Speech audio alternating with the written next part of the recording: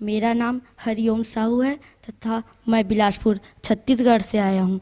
यह मनुष्य जन्म अत्यंत दुर्लभ है। यह लाखों करोड़ों जन्मों के हमारे पुण्य के प्रताप से ही मिलता है, और वह भी हमारा जन्म तो यह प्यारी धरती मैया भारत माता के गोद पे हुआ है, जहाँ जन्म लेने के लिए बड़े बड़े देवता भी तरस जाते हैं।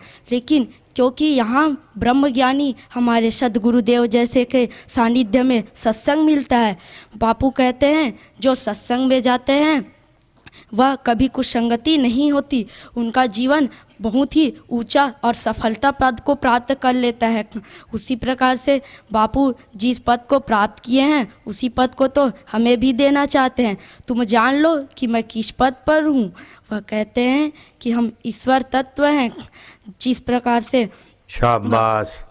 भगवान श्री वशिष्ठ जी कहते हैं कि हे राम जी, जिस प्रकार से समुद्र में बुलबुले उठते हैं और जरा से ही क्षण में वह टूट के बिखर जाते हैं, और इस ज्ञान को केवल हम ब्रह्मज्ञानी लोग ही जानते हैं। यह लौकिक संसार में जीने वाले मनुष्य क्या जानेंगे जो बड़ी बड़ी ऊंची बातें करते हैं।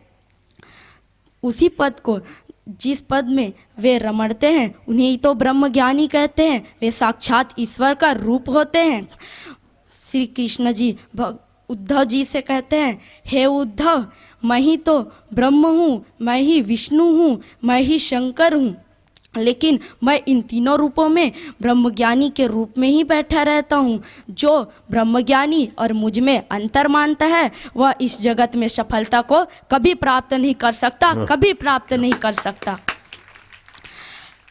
गुरुदेव जिस ईश्वर तत्व को पाए हैं, ईश्वर प्राप्ति आखिर है क्या? ईश्वर प्राप्ति का अर्थात है मैं शरीर नहीं हूँ, मैं तो आत्मा हूँ। अर्थात कहने का सामर्थ्य है कि जिस भक्त को गुरु की कृपा मिल जाती है और जिस पद को वह ईश्वर तत्व को जान ले, उसे जीवन में वह ब्रह्म आनंद मिल जाता है, जिस पद को हमारे पूज्य श्री ने प्राप्त किया है। आगे बढ़ो, बहुत बढ़िया, सुंदर।